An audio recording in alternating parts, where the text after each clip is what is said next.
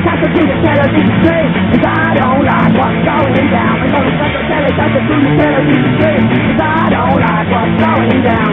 I got the race, I got the race, I got the ticket and the bus stop here. Straight from my heart, this is coming your way with all my love on Valentine's Day. Guess who? Nudge, nudge, twink, twink. I wonder who it's from. Hello, sad, lonely weirdies, and welcome to Valentine's Night's 2005 Blizzard of Odd style. Table for two? No, settee for one. Let me guess, you're just about to tuck into your own last Rolo and there's no one answering the For Fun and Frolics chat line. You switch on the TV looking for solace and, well, you're in luck. I want to get to know women. They don't want to get to know me, though. When I was a little boy, I used to play with little girls, but the little girls pointed at me. They said that I was strange. Deranged Tala film faker Noli there, who is either a rogue and a prankster or a seriously dangerous psychotic. Noli is alive. Get out of the house, Mr. and Mrs. Noli, run! But see, no matter how bad things are, there's always someone more terminally unlovable than you are. So relax, unzip yourself, not that much, and let you, me, and Noli enjoy the festival of love the one-handed way. The Blizzard of Odd, the thorn in the stem of the rose that you smashed in your face when you said you'd rather stay in and watch me. And on tonight's loved-up last episode of this season's Blizzard of Odd, our top tip for an erotic fun night in. A tickle on the tum. Learn how to master the massage of mirth. Ladies love a lover who can make them laugh, but pee and laugh at the same time. Now that's a special kind of love. Leapin Leprechauns is the Irish theme park saga that's set in Ireland, travels to America, and was shot in Romania. And the Grasser. It's the Limerick heist feature that's set in Moyross, travels to Rio de Janeiro, and was shot on the Copacabana near Kilkee. But first, it's Pat Kenny's new primetime game show. It's Plankety Plank. Bugger buck.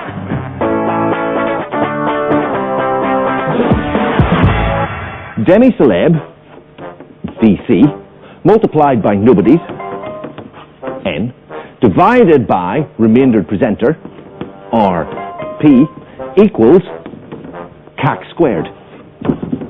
Long ago, when dragons ruled the earth and we were a country deeply at war with our own personality, Gay Byrne was a kind of national therapist, the kind of shrunken-headed shrink that tells you to shut up and get on with it, and then demands coffers full of respect for the privilege. Good evening and welcome to Class Reunion. That man seeps empathy like a rock weeps blood, but he's a broadcaster from a more Spartan time, a time when evidently we couldn't afford the expense of good ideas, a time that's over and yet not gone away. For everybody concerned, it's intended to be a merry trip down memory lane. So why the rabid scramble for the new Gay Byrne? Obviously we haven't even worn out the old one yet. And why the scramble for good telly ideas when apparently Gaybo alone is the kind of great idea you can graft onto any old grot and get away with it? Please welcome tonight's star pupil, world snooker champion Ken Doherty.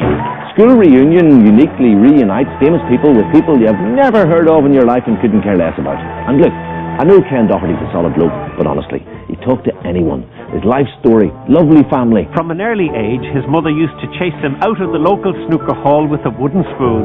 Sneaking off to the snooker hall. World champion good geezerness. It's starting to sound like voices repeating in my head. From an early age, his mother used to chase him out of the local snooker hall with a wooden spoon. No, I think it'd be much more interesting to reintroduce celebs to people that they'd royally done over in their past. Rule them in, make them grovel, but not Gaybo. Oh no. He'd rather introduce them to mild-mannered confectioners who also, wait for it, remember you and Dave Derek Davis, your inseparable friend, and your consumption of oxtail soup and macaroon bars. So, sweets and soup. No wonder he couldn't come in person. He'd be far too important a figure on the gastro-fusion circuit to bother with a studio appearance. There'd be macaroon and oxtail soup conventions, expos, chalk and soup junkets, books, tapes, movies, the cow and the cocoa bean, and a never-before-seen fusion of fantasticism. Ken had hoped to make you a pot of that famous oxtail soup, beloved of generations of old boys, but instead, I've got you some of your favourite macaroon bars. School reunion is nauseating, demi-celeb filleting claptrap, defined by the trapped clapulations of an audience that are pelted with cheap chocolate and they dare to nod off. Have a macaroon bar there, folks. Here you lot, wake up, or I'll brain yous. It's like feeding time at the zoo. After the break, we dig up Ken's old exam results. What? Oh, I'm not moving. I'm going to pee right here. Oh, warm. Now, School Reunion is a replica of This Is Your Life, a format that had its heyday well before the close of the last century.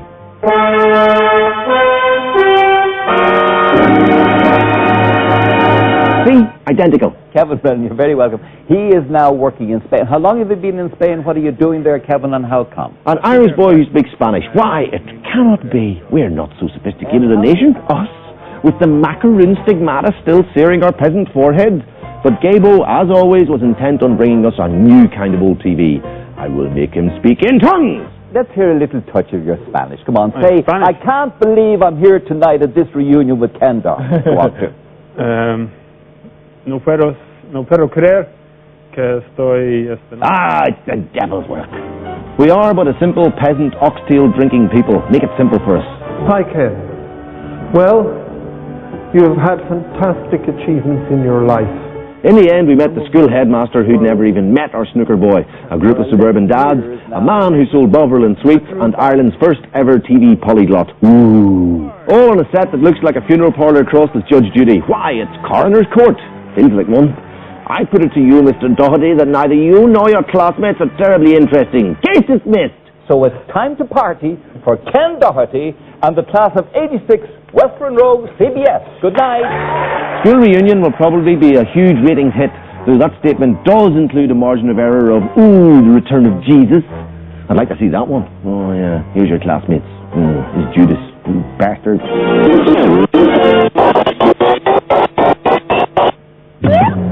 It's not easy to keep up with TV. As soon as you catch up, more happens. So, I'm Nathan Barley. You're watching Trash Bet.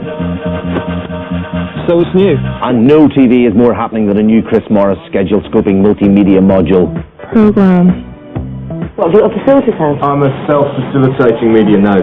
Now, no one defines the Scheitgeist more audaciously than media mong-hating Morris, a man so bored with the public that he yawns in the face of actually appearing in his new Channel 4 show, Nathan Barley, which is a sitcom shot weirdly in the style of Biker Grove and based around the character of an East London media brat. Check it out, yeah? Trashbet.com, my website. Never too late, yeah? Now, lots of people are stupid. They have what cognitive scientists might call shit for brains. For brains, they have shit. But Morris, I can't help feeling, believes that of most people, excepting his good self. The new logo, good reactions, etc. I rate it. Yeah, because it'll piss people off, yeah? And I think they're getting pissed off by rape, yeah? Except it's not even rape, it's still 8. So yeah, so they're getting pissed off by 8. Nathan Barley is a vaguely satirical sitcom about media wankers, but it's a show that's also for media wankers. You can't help feeling that it'll prove most popular with the very people Morris wants to lacerate. Have you seen these? Wasp T12, it's got a massive number 5 because it's the most common number. What are you getting? Matches. Nice one. There's some seriously funny stuff here, but let's not go feeling inferior on the funny front ourselves. Nathan Barley, Chris Morris, Channel 4, hip tribal movements with obscure language patterns all of their own. They think they're so clever. They think they're so new. We've had that for years. He rejected the urban. He created the uber culture, his own media, his own tribal signifiers, inexplicably revered and so slick with self-celebration that he even has a language all of his own. Okay, thank you much, Independent, respect, subterranean unit, a shot, dog tags. Hector O'Hookagoyne, self-facilitating Gaelic media node. Don't tell me you thought he was real.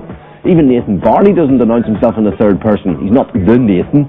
So, on a scale of self-obsessed, superkinetic media arsonist that goes from perineum right up to central intestine, Nathan Barley might be A bit of a colon. But Hector, he's pure Gallbladder.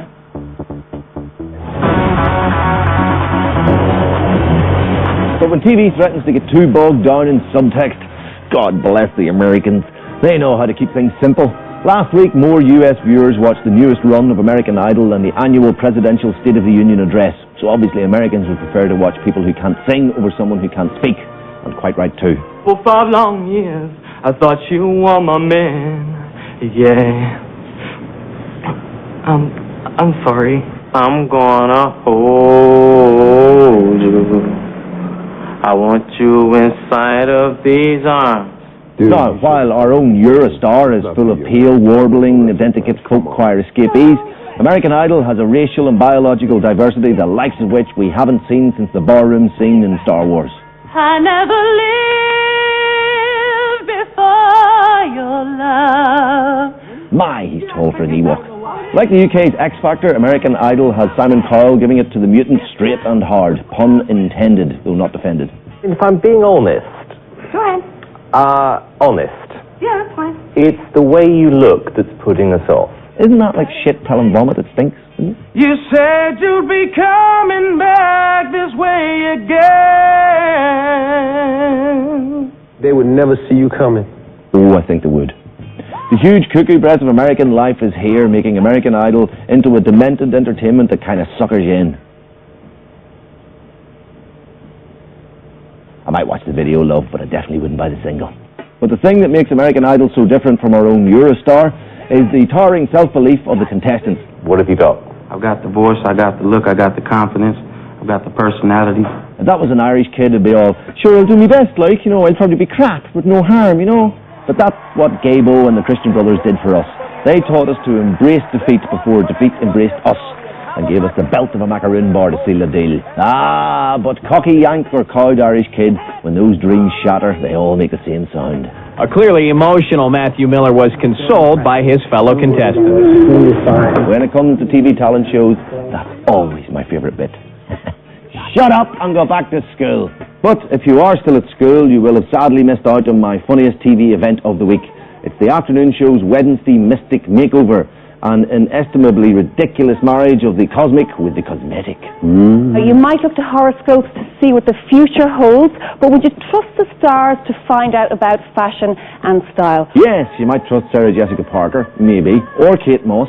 We want one lucky viewer to have a mystic makeover with our mystic Sarah Delamere Hunter. Now, before we chat to, Sarah Delamere Herding. Now, you mean, would I trust Jupiter's supposed alignment with her anus to tell me what colour to dye my hair? My arse.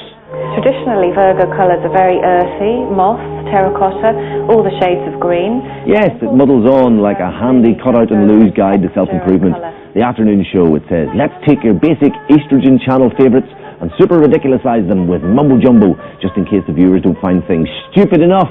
Makeover? No, madam. It's a fake-over from the fourth dimension of Gaga. Because we have to stress at this point that you haven't actually met Sarah at all. She is going to effect a fake-over on a woman she's never seen from the safety of her psychic hotel lobby. How's she going to do that then? Now we have a panel of experts here who are going to work today. We have Barbara, you're from the Evening Herald. She's channeling her psychic beauty powers through a woman from the Evening Herald. So, it's not enough that they give the woman cheap tabloid hair, it has to be cheap tabloid astrological hair. It's really interesting what she said about Virgos, because you think of perfectionists like Sophia Loren. She's a Virgo as well. So we're going to go for something very pretty, like Sarah said. And look, he's even pretending to believe it. He looks like he's off that Nathan Barley. Actually, he looks like he's just climbed off that Nathan Barley. Look at those trousers, he's got a caged animal in there.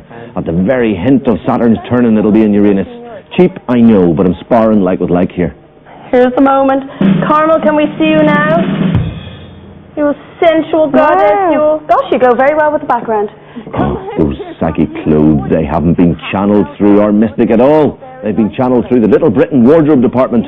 Marjorie Dawes, anyone? Do you usually dress up like this? I would never buy something like this for myself. Of course you wouldn't, because you're not psychic, or a badly dressed Slimming coach from a UK sketch show.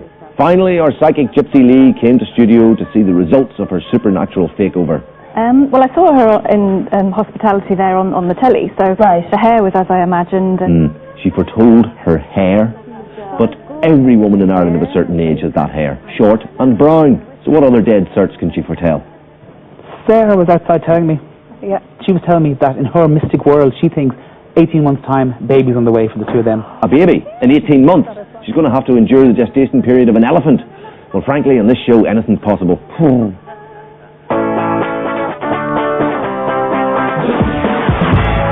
So, you're single in this night of commercial mating and dating. Count yourself lucky, because other people, they can have the weirdest sexual kinks. They might like dead people, eating feces, balloons, animals. They might like eating the feces of dead people whilst making balloon animals. They might even like this. Today, if my boyfriend runs a soft toy ball across my cheek or a feather, that's not so ticklish either. So maybe you'd better find another way of tickling me. Yes, tickling. As a fetish, it's definitely not for the weak-bladdered, which brings all sorts of other Valentine's conundrums to mind. Like, is peeing on people a highly erotic act, or is it just bad manners? Fondling Betty Sue in the bathroom? No.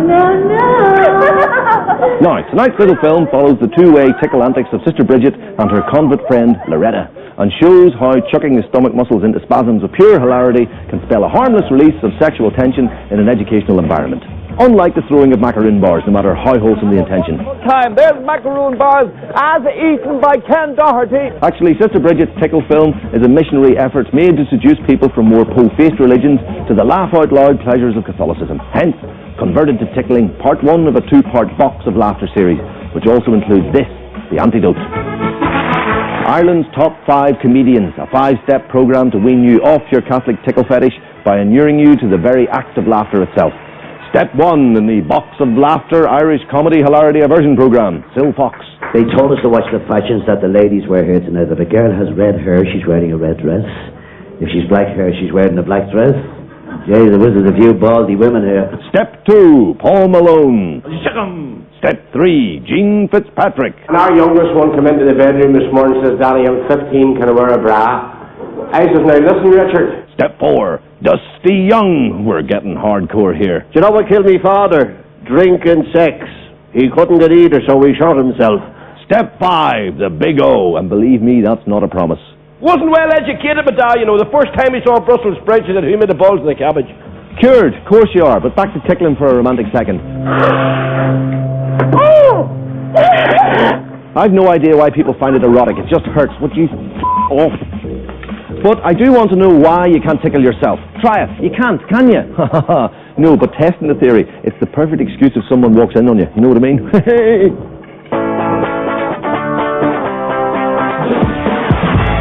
With all the talk of tax breaks and the re-insurgence in the Irish film industry, it's kind of surprising to happen on Leapin Leprechauns, a film about an Irish leprechaun revolt set where else but in the bleak post-revolutionary hills of Transylvania. These stones have stood like this for over 5,000 years. The hills of Transylvania, where the landscape comes practically plastered in Spinal Tap-style polystyrene dolmens and where only synthetic flowers grow.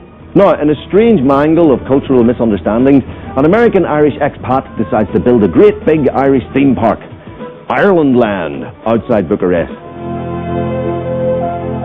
So, that'd be a world within a world full of landfill sites, motorways and flimsy housing estates. Bloody hell, they were better off under Ceausescu. The top of the evening to you, Michael Doherty.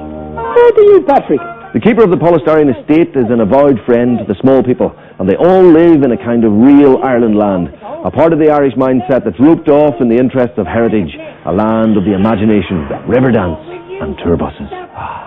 Now, Leprechaun Man's smarmy speculator's son lures him to America, or rather a suburb of Bucharest, where all the neighbours are spookily Transylvanian. Don't let him catch you talking to any weed folk, or he'll put you in a straitjacket, ain't that right, boys? We don't use straitjackets at Bellevue Hospital.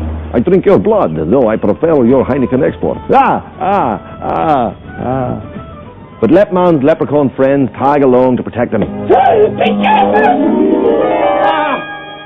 of the morning to you, Michael Doherty. Wow, that must be the first ever case of people being smuggled into Romania. Now, Leapin Leprechauns is a story about believing. Lepman must convince his cynical Bucharest, New Yorker family to believe in the leprechauns and renounce plans to build the fake Ireland land. And you are able to see these wee folk? Oh, yes, sir. Some of my best friends are under a foot tall. And there endeth Michael Jackson's testimony. The kids and the wife come round. Mikey, we see them.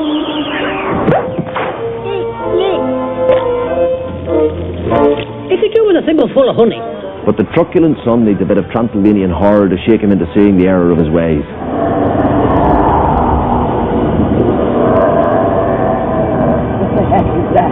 And so, what starts as a folksy little diddly Irish fantasy turns into a ghoulish clash of good versus evil, of the Romanian Film Commission versus the Irish Commission. These stones have stood like this for over 5,000 years, protecting the entrance to the home of the leprechaun. Because they all go back to their homeland in their hearts, if not in reality. It's true, Transylvania is County Clare at a sixth of the price. Polish you! Look, I bought one. Would you go away? Big Polish shit!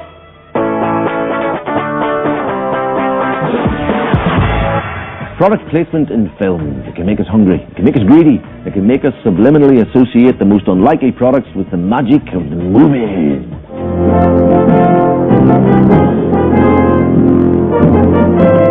And key to an effective product placement is subtlety. Now, see if you can catch the clever product placement here. Yes, look closely. It's Limerick and environs. Cleverly dressed up as Rio de Janeiro. It makes us think Limerick, sun, sea, Mardi Gras, pina colada. Look, that's spilling no one, folks. The Grasser is a feature-length mafia-style heist movie which doesn't really set out to reclaim the image of Limerick at all as it happened. It just reinforces the myth of a scum-raddled crime camp while it makes Brazil look like the Ukraine. I need you to do a big job for me. What's the problem? I need you to do a big robbery. Where is it, man? It's going on in some museum in Limerick. At the heart of The Grasser is an art heist led by feared Limerick gang leader Willie O'D. As an art heist movie, it leaves the general looking like, well, the general, but better. Piles better. Yes, sit down beside me, Red. We have to have a serious talk. What about now? It's like this now. We're not very happy with the situation. As you know, we've been with each other for a while, and the money is running low. And I need more money. Big Red is Willie O'D's nom de guerre in The Grasser, a mafia-style leader who is involved in planning a robbery to keep his grabby girlfriend in cars. There's a truly impressive pair of crime lord socks. But the real issue at stake is crime lord sex. How can I pretend to be intimate with somebody like him? Unknowns to Willie, his greedy babe is a double-crossing schemer. And all you have to do is just kind of get with him, introduce yourself to him, the whole lot, and bring out his money. There's no way he knows who I am. No. Susan's thug boyfriend Skinner has her seduce Willie, forcing him to carry out the heist to feed her expensive habits. Heist completed, they plan to run away together to Rio or Kilkee, wherever's nearest. He wants a new host. I don't give a fuck what about me. What about me? What about us? Leave me the after. The bank heist gang, including the double-crossing Skinner, come out to meet Willie and plan the robbery. Bit of a George Clooney vibe with that guy. Ocean's 11. No, more Ocean's Freezing. Fred heads back to Limerick on the ferry, where he meets the mafia dons who will finance the heist. Marco and Giuseppe. Hello, Marco. Hello, Lieutenant. Don't be fooled. These boys are tougher than they look. I don't trust that grade one bit. The last time he never did his job. If he don't pierce this time, in there he'll go. The heist goes ahead as planned, and Willie and the Ocean's Freezing gang net Picassos, Monets, Kandinskis. No, they don't. They net the biggest collection of faded, fly-blown Hector Gray prints ever lifted in the history of the Irish state. The Bonnie and Clyde conspirators then attempt to effect their double cross, but they're rumbled. Have you killed I know people in my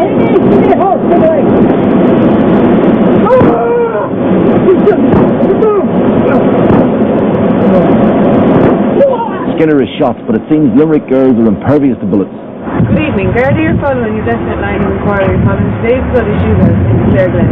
Soon the news spreads and the police offer gang leader Willie a place in the witness protection program in return for grassing up his gang.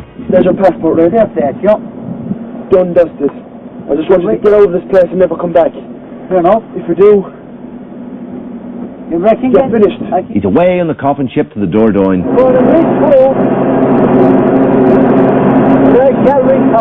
Leaving things wide open for a sequel. In Nice, Strucklahinch, the Limerick connection. A sequel. Lads, could you not just take up darts?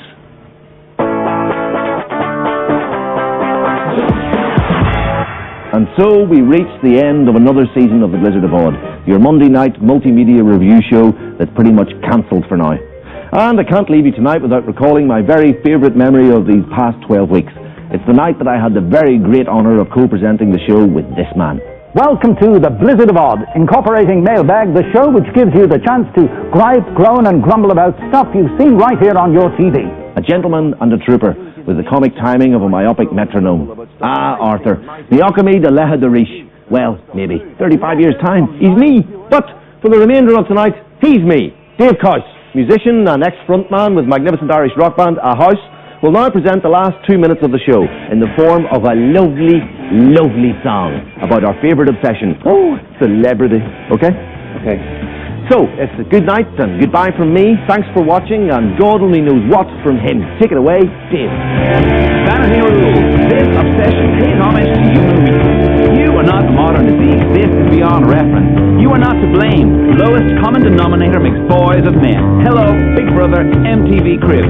Lowbrow will fuel the new religion. This is no more than legalized voyeurism. Jealousy is a crack in your soul. A sad is sad, a low is low. We are cheap. You can always sell your story. Anything goes. C-list is king. Loss of face will mean loss of life. So get your own life. Go get your own life.